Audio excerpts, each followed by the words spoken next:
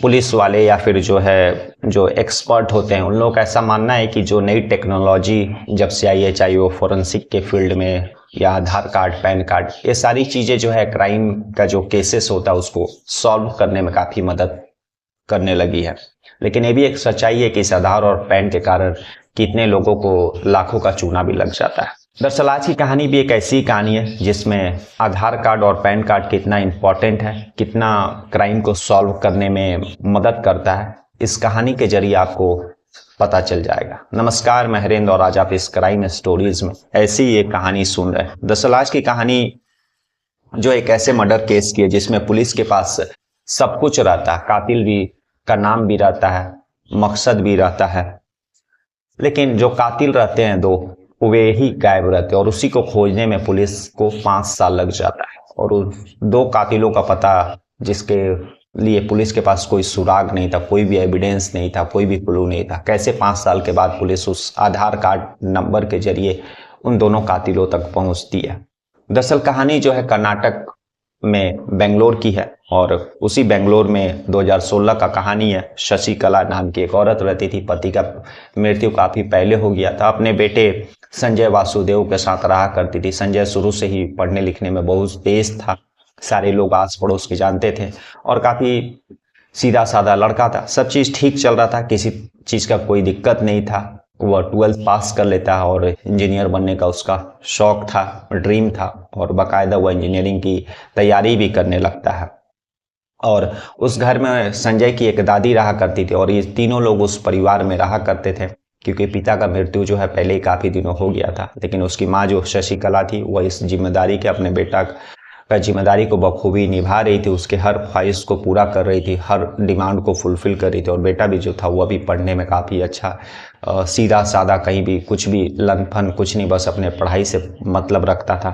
संजय की जो दादी थी यानी शशिकला की जो माँ या सास जो थी, वह बाहरी जो खाने की चीज़ें होती है वह चीज़ें जब भी आती थी घर में तो वह उसका ऑब्जेक्शन करती थी। और बीच बीच में इस बाहरी खाना जब वे लोग घर में लेकर के आते थे या मंगाते थे तो इसको लेकर के उसकी दादी जो है अक्सर लड़ाई झगड़ा बकझक किया करती थी। और ये चीज़ें जो है आस पड़ोस के लोग भी जानते थे कि कोई लड़ाई झगड़ा जब होता था तो आस पड़ोस के लोगों को भी पता चल जाता था। लेकिन फिर उसके बाद अगले दिन सब चीज़ ठीक हो जाता था। तो इस तरह से सब चीज़ चलते रहा। तभी 2016 का समय आता है, अचानक उस जो संजय की दादी रहती है वह गायब हो जाती है। आस पड़ोस के लोग पूछते हैं तो वे लोग यही बताते हैं कि वे संजय के जो पिता है उसके जो दूसरे भाई हैं यानी उसके जो अंकल लोग हैं उन लोगों के पास रहने के लिए दूसरे स्टेट गई है।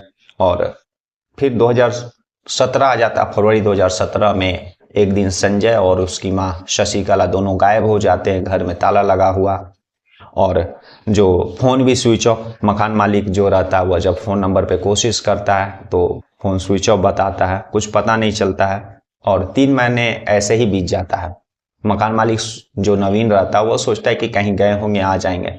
लेकिन समय बीतते लोग भी मतलब सीरियस, जब शुरू में वे लोग नहीं दिखाई दे, उसके माँ नहीं दिखाई दी तो लोग उससे पूछे, उस समय शशिकला और उसका बेटा संजय था, तो दोनों बताए कि वे लोग चाचा के घर गए यानी जो उसके पिता थे उसके भाई के घर रहने गए। लेकिन 3 महीने 4 महीने के बाद खुद शशिकला और संजय भी गायब हो जाते हैं। तो लोग उसके बाद फिर धीरे धीरे इस चीज़ को भूलने लगते हैं। लेकिन तभी एक दिन जो उस मकान मालिक जो रहता उस घर का, उस घर के नीचे में बगल में एक मोटर था और उस मोटर को जब स्विच ऑन करने जाता है तो उस घर से बदबू आती है। 2-3 दिन पहले से ही बदबू आ रही थी, लेकिन जो मकान मालिक नवीन रहता है इस चीज़ को इग्नोर करता है। लेकिन बदबू उस दिन काफ़ी बढ़ गई थी। आस पड़ोस के जो दूसरे मकान में रहने वाले किराएदार लोग थे वे लोग भी इस चीज़ का शिकायत मकान मालिक नवीन से करते हैं। उसके बाद जो है 1-2 दिन रुकने के बाद जब वह मोटर चालू करने जाता तो वह बदबू और भी तेज हो गई थी। अब नवीन जो है जब पड़ोसी और दूसरे किराएदारों के तरफ से शिकायत आने लगी तो वह पुलिस को इन्फॉर्म करता। पुलिस पहुंचती है, उस घर में ताला लगा हुआ था। नवीन जो है मास्टर की जो एक एक्स्ट्रा की उसके पास रहता वह लेकर के आता और पुलिस की मौजूदगी में उस दरवाजे को खोला जाता है। और जब पुलिस अंदर घुसती है तो पुलिस को भी बदबू जो है वह महसूस हो रही थी उस घर में। और जब अंदर घुसती है सारा बक्सा, अलमीरा और सारे चीज़ जो है किचन और बाथरूम सभी जगह देखती है तो पुलिस को कुछ मिलता नहीं है। तो पुलिस यही सोचती है कि हो सकता है घर में कहीं छिपकली या चूहे मर गए होंगे, उसी का बदबू आ रहा है। पुलिस जो है उस घर से निकलने वाली रहती है क्योंकि उस घर में कुछ मिला नहीं, लेकिन बदबू आ रही थी। तभी नवीन अंदर घुसता और फिर एक बार सारे घर को ठीक से देखता है। तब उसको याद आता है कि एक जगह जब वो दीवार को देख रहा था तो उसको कुछ डाउट होता है, और जब दीवार को उसको डाउट होता है तो वह बाहर आकर के पुलिस वालों को बोलता है कि इस दीवार की जगह जो है इसका ऊपर जो है प्लास्टर दोबारा किया गया है, क्योंकि वहाँ पर जो प्लास्टर लगा हुआ था कुछ दूर, वहाँ पर जो है नया प्लास्टर, नया सीमेंट दिख रहा था। पुलिस को भी डाउट होता है, और जब पुलिस उस दीवार के पास जाती है, देखती है, और नाक जब उस दीवार से टच करती है तो बदबू और भी बढ़ जाता है। पुलिस फिर जो मजदूरों को बुलाती है, उस दीवार को तोड़ा जाता है, और जब तोड़ा जाता है तो वहां से जो है कंकाल निकलता है। अब पुलिस को यह समझ में नहीं आ रहा था कि यह जो है कंकाल किसका है। खैर, पुलिस जो है उस कंकाल को लेकर के अपने कस्टडी में फिर जो है हॉस्पिटल पोस्टमार्टम के लिए भेज देती है, और पुलिस तब तक जो है अपना तफ्तीश बढ़ाती है। उस मकान में रहने वाले जो संजय वासुदेव और उसकी माँ शशिकला, उसका मोबाइल नंबर और सारा गांव का एड्रेस पता जो है पता करती है। इस बीच में जो है पुलिस का जो पोस्टमार्टम रिपोर्ट भी आ जाता है, और उम्र और ये सब का भी पता चल जाता है। तब पता पुलिस को यह कंफर्म हो जाता है कि जो है कत्ल जो है लगभग 9 महीने पहले हुआ था, और जो है मरने वाला शख्स जो है 80-85 साल का बुजुर्ग है। और तभी नवीन और आस पड़ोस के लोग जब पुलिस पूछताछ करती है तो पता चलता है कि उस घर में संजय और शशिकला की माँ और संजय की जो दादी रहा करती थी, वो पिछले 9 महीने से गायब थी। और जब उन लोगों ने पूछा तो वो लोग बताए कि वे लोग चाचा के घर गए, अपने दूसरे बेटे के घर गए, और फिर 3-4 महीना के बाद फिर ये लोग भी गायब हो गए, घर में ताला लगाकर कहीं चल गए। अब पुलिस संजय और शशिकला के गांव पहुंचती है, और जब गांव में पूछताछ करती है तो वहां पर भी संजय और शशिकला नहीं मिलते हैं, बल्कि गांव के लोग जो रहते हैं, बाकी जो और उसके सगे संबंधी और जो घर के लोग रहते हैं, वे लोग खुद संजय और शशिकला को खोज रहे होते हैं। खैर, पुलिस जो है मोबाइल लोकेशन और CDR जो रिपोर्ट रहता है उस सारे नंबरों को खंगालती है, लेकिन कहीं से भी कोई क्लू, कोई एविडेंस नहीं मिलता है। तभी 2020 का समय आ जाता है। 2016 में उसकी संजय की दादी गायब हुई थी, और 2017 का फरवरी से शशिकला और संजय दोनों गायब हुए थे। 2017 आ जाता है, 18 बीत जाता है, 2019, 2020 समय बीतते जाता है। 2020 में कोरोना भी आ जाता है। 2 साल कोरोना में केस को कोई देखने वाला नहीं, केस एकदम पूरे ठंडे बस्ते में चल जाता है। तभी 2022 आता है, लगभग कोरोना बहुत कम हो चुका रहता है। फिर उसी जिले में जो पुलिस अनसॉल्व केसों का लिस्ट तैयार करती है, और फिर अनसॉल्व केसों पर जब काम करती है तो उसमें से भी एक केस यह था। अब पुलिस जो है आला अधिकारी इस केस को बारीकी से स्टडी करते हैं, तब कहीं पर भी कोई भी क्लू नहीं, कोई भी एविडेंस नहीं, कोई भी चश्मदीद नहीं। यानी कातिल का नाम है, वे लोग कहाँ रहते थे, उसका एड्रेस पता है, सब चीज़ पता है, लेकिन दोनों कातिल जो हैं, दोनों लोग जो हैं, वे कहाँ हैं, या कहीं से भी कुछ भी क्लू, ना ही मोबाइल नंबर से, ना ही किसी और से पता चल पाता। तभी जब आला अधिकारी इस सारे केस को बारीकी से स्टडी करते हैं, और तब फिर उनको जो जूनियर अधिकारी रहते हैं, जो इस केस के इन्वेस्टिगेशन ऑफिसर रहते हैं, उसको यह कहते हैं कि इस दोनों शख्स का आधार नंबर तो हम लोगों के पास है, आधार का नंबर और पैन नंबर। इस आधार नंबर से पता करो कि कहीं पर यह आधार नंबर यूज हुआ है क्या 2017 के बाद। और पुलिस उस आधार नंबर से जो है आधार ऑफिस जाती है, और वहाँ पर बाकायदा एप्लीकेशन देती है।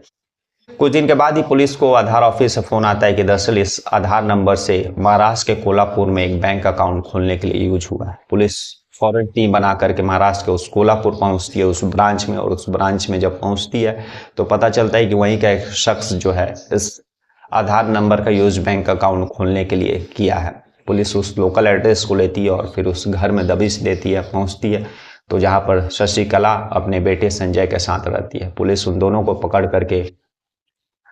पकड़ती है और फिर महाराष्ट्र से जो है कर्नाटक लेकर के आती है, और तफ्तीश से जो है पूछताछ करती है। और उसके बाद फिर संजय और शशिकला दोनों बताते हैं कहानी कि दरअसल 2016 में उन्होंने अपने एक दिन संजय जो है बाहर से गोभी और मंचूरियन राइस लेकर के आया था खाने के लिए, और हर बार की तरह उस दिन भी उसकी दादी जो है उस बाहर से खाने लाए हुए के कारण ऑब्जेक्शन करती है, लड़ाई झगड़ा करती है, और इतना लड़ाई झगड़ा बढ़ जाता है कि उसका दादी जो है अपनी बहू शशिकला पर हाथ उठा देती है, और संजय भी वहीं पर आता है और संजय गुस्सा हो जाता है, वह भी एक दो हाथ अपने दादी को ऊपर चला देता है और वह हाथ ऐसी जगह गले के पास लग गया रहता है कि उसकी दादी जो है वहीं बेहोश हो जाती है, फिर उसका जो है मृत्यु हो जाता है। ये लोग डर जाते हैं। फिर उसी घर में जो है दीवार पर अपने दादी का शव बॉडी को जो है प्लास्टर के थ्रू चिपका देते हैं और कुछ दिन तो ठीक ठाक चलता है, लेकिन फिर धीरे धीरे बदबू उस दीवार से आने लगता है। लोग डर जाते हैं, इसीलिए वे लोग फिर कर्नाटक जो बेंगलोर छोड़ देते हैं और फिर एक गुमनाम की जिंदगी दूसरे शहर में बिताने लगते हैं, ताकि उन लोगों को कोई पकड़ नहीं सके और वे लोग जो कत्ल किए उसे बच सके। लेकिन एक आधार कार्ड नंबर उन्होंने यूज किया और पुलिस उस आधार कार्ड के नंबर के थ्रू 5 साल के बाद उस दोनों कातिलों तक पहुंच सकी। तो आज की कहानी यही थी कि जिसमें आधार कार्ड और पैन कार्ड जैसे हर चीज का पहलू होता है, तो जहां पर काफी लोग आधार कार्ड और पैन कार्ड के चक्कर में जो है लाखों रुपए का चूना भी लगा लेते हैं, लेकिन दूसरी तरफ जो है किस तरह से आधार कार्ड नंबर और पैन कार्ड नंबर कितने अनसॉल्व केसों को जो है सॉल्व कर रहा है। कल हम लोग फिर ऐसी किसी कहानी के साथ मिलेंगे, तब तक के लिए नमस्कार, जय हिंद, जय भारत।